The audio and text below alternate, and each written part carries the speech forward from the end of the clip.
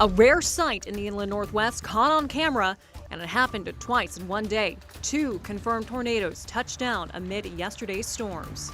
Look at that. That looks like a tornado is about to form.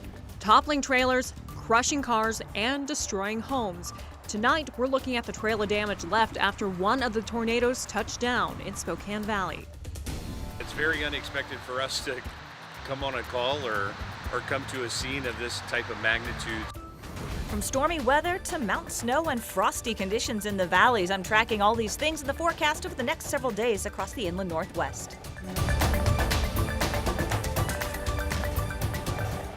That's a tornado. Where? It's starting to form right here. Oh no. The National Weather Service confirmed 2 tornadoes formed during yesterday's storm, likely causing damage in Spokane Valley and in Airway Heights. Take a look. This is actually a view from Avista Stadium yesterday of it as it began. Good evening and thank you for joining us for KREM 2 News at 6. I'm Cody Proctor. That storm moved through our area yesterday and brought with it heavy rain, gusty winds, booming thunder, and lightning cracking the sky. And the first tornadoes that Spokane has seen in about 6 years, according to the National Weather Service. The first tornado touched down in Airway Heights around 7 last night. And about 25 minutes later, this funnel cloud spotted in the Dishman Hills area. Reports say it may have caused several fallen trees and flipped a trailer, damaging homes and cars. Brian Stern captured this video of the funnel forming while he was actually with his children at Avista Stadium.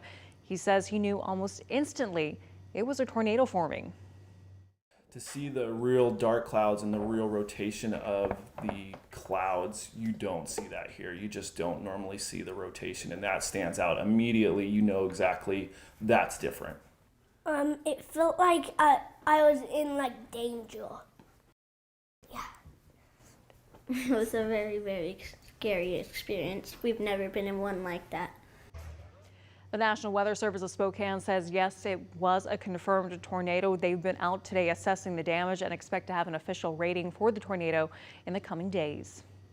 In the meantime, you can see on this map right here from NWS, there were reports of downed trees and branches in Airway Heights where that tornado reportedly touched down. There was also storm damage near the Spokane airport.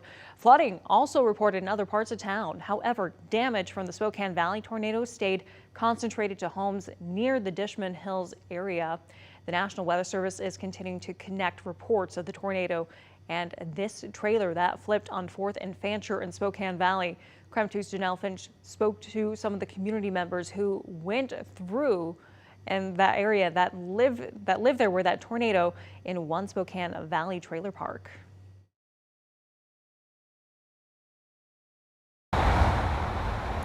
Cody, this community is seeing the damage from last night's storm in the light, from broken glass to uprooted trees to even a trailer flipping onto another. One resident told me that she was so scared after last night's storm that she actually spent the night out of her home. Mobile home residents say Friday's storm was unlike anything they've ever seen. One thing to hear about tornadoes, but to have it at your doorstep is a whole nother thing. Extreme winds brought down trees and caused significant damage in the RV neighborhood off of 4th Avenue. One resident watched a tree sway outside her home and says she feared for her life. Me and my brother were in the trailer closest to the tree, and I was like, this could have gone a whole different way. I could have lost my brother, and I could have died or get seriously injured. That tree ended up falling between her and her neighbor's home. Now, even though the storm is over, that resident says she still can't shake the feelings she felt that night. But I'm still really nervous about it and scared. Down the street from her, the storm also caused a trailer to flip onto another trailer. When Spokane Valley fire crews arrived on scene, they found 2 people trapped in one of the mobile homes. One gentleman said that evening he just finished talking to his wife and said he was going to lay down and take a nap. And the next thing he knew, he was upside down. Spokane Valley fire officials say the 2 people were not harmed. Today, it was all about picking up the pieces. This road behind me was actually blocked off by trees. As you can see, crews have removed those trees and traffic is now flowing through again. In Spokane Valley, Janelle Finch, KREM 2 News. Janelle, thank you so much. And just a few blocks from where that trailer flipped, trees came down on East 5th Street. This large one right here took out 2 cars, damaging one and destroying the other. The owners say they had actually just cut down a tree about a month ago. to prevent something like this. And just a few houses down, a home heavily damaged after a tree toppled onto it. This house was in the area where the tornado was spotted. No one was hurt when this tree fell into the home, but you can see the damage right there splitting through the roof. Now, meteorologist Michelle Bossa is going to be joining us right now because as we take a look at this, Michelle, this is pretty rare for us. Sometimes we see funnel clouds, but not tornadoes. So what's the difference? Can you explain? Yeah, so Washington state as a whole generally only sees about 2 tornadoes a year. That's for the entire state. So the fact that we saw 2 in the Spokane area in one day is certainly unusual.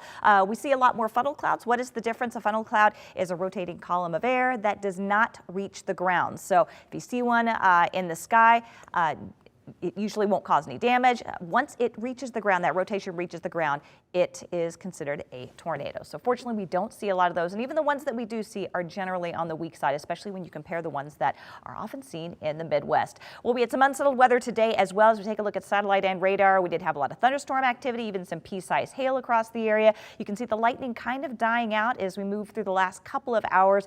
Those storms pushed into the Idaho Panhandle. We still have a couple of hefty downpours, especially right now along Highway 2 just south of Deer Park. That continues to push to the east. Also, don't be surprised to see some gusty winds as these storms move through. Temperature-wise, of course, the area that saw the downpours saw some much cooler temperatures. Temperatures only in the 40s right now from Sandpoint into Deer Park and Coeur d'Alene. A little bit more sunshine in central Washington where temperatures are in the middle and upper 50s. But it is going to be pretty chilly over the next several days. In fact, we're looking at potential frost over the next several mornings. So if you have sensitive plants, bring those in. High temperatures tomorrow, not going to be terribly warm either, in the low 50s the next couple of days. And we do have the chance to see additional showers tomorrow afternoon for Mother's Day and on Monday as well. Michelle, thank you so much. And of course, we are still tracking the remnants of this storm. And if you'd like the latest on these tornadoes, just text the word storm to 509-448-2000. You could also text your storm pictures and video to that exact same number.